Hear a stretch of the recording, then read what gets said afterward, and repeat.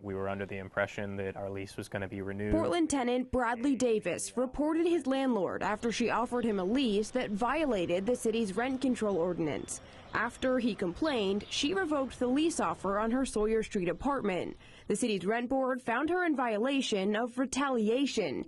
In June, they recommended over $8,700 in fines to the landlord, but when Davis asked the city for help reaching a settlement, he told me back in June they said no. We had gone through this whole process. We had proven that city ordinances had been violated, and to be told that the city was not going to help me rectify those violations felt like we were almost back to square one.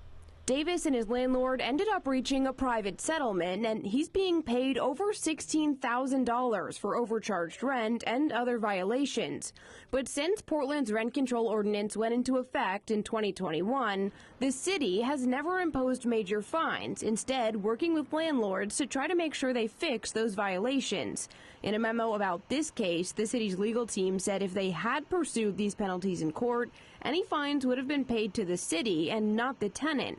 But Wes Pelletier, a tenants' rights advocate and candidate for Portland City Council, wants the city's attitude to change. This is caused by the city not adequately enforcing the rent control laws. You know, this cost the landlord a lot of money, and it caused the tenant a lot of time and a lot of stress to try to defend their home.